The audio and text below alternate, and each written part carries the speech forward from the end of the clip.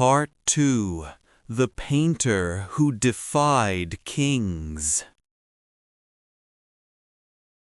Before we begin, if this is the first video you found in this story, I highly recommend watching part 1 first. You'll enjoy Apelles' journey much more if you start at the beginning. Just check the link in the description or the pinned comment. Now, let's continue with the story. After painting Alexander the Great, Apelles became the most celebrated artist in the empire. But fame, especially in ancient courts, came with a dangerous cost: envy. Other painters whispered behind his back, "How could a simple painter become the favorite of a king? He must be charming Alexander with tricks. He isn't better than us, he just got lucky." But their jealousy didn't stop at rumors. Some wanted revenge. Some wanted him humiliated. And one rival in particular, Antiphilus, was determined to ruin him. The story begins with a seemingly harmless theme: horses. Both Apelles and Antiphilus were asked to paint the royal horses for a ceremonial hall. Antiphilus arrived first, presenting a glamorous, exaggerated painting. Muscles bigger than reality, a posture grand and heroic. The courtiers clapped. Alexander nodded politely. Then came Apelles. His painting was simple, beautiful, but without theatrical drama. Alexander studied it. He blinked. He leaned in. The horse looked real.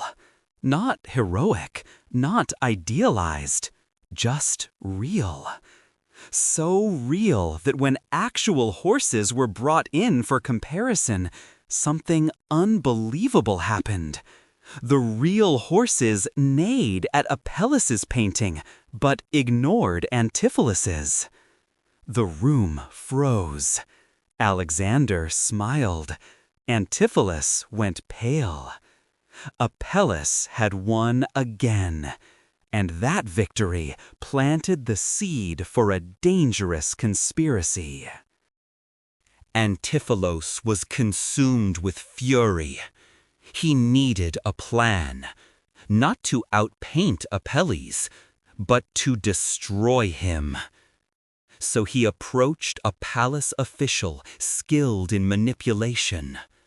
Together, they crafted a lie: that Apelles had secretly supported a rebellion against Alexander. A deadly accusation. One careless whisper, and the rumor spread like wildfire. Alexander, hearing only fragments of the lie, summoned Apelles immediately. His tone was cold, suspicious, sharp. Apelles, unaware of the plot, walked into the room calmly, carrying only his tools, never imagining that he was walking into a trap that could cost him his life. Alexander accused him directly. "Apelles, they say you support my enemies. Is that true?" Silence. Apelles' heart raced, not from guilt, but disbelief. He bowed and answered, "My king, the only enemies I fight are bad colors."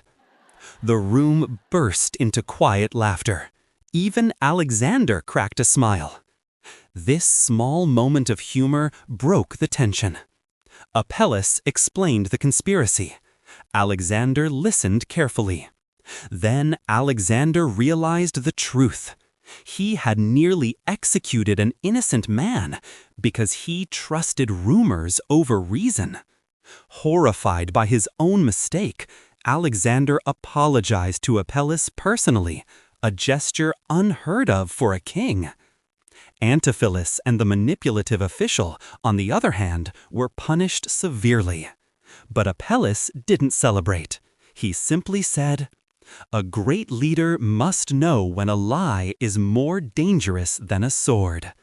Alexander never doubted him again.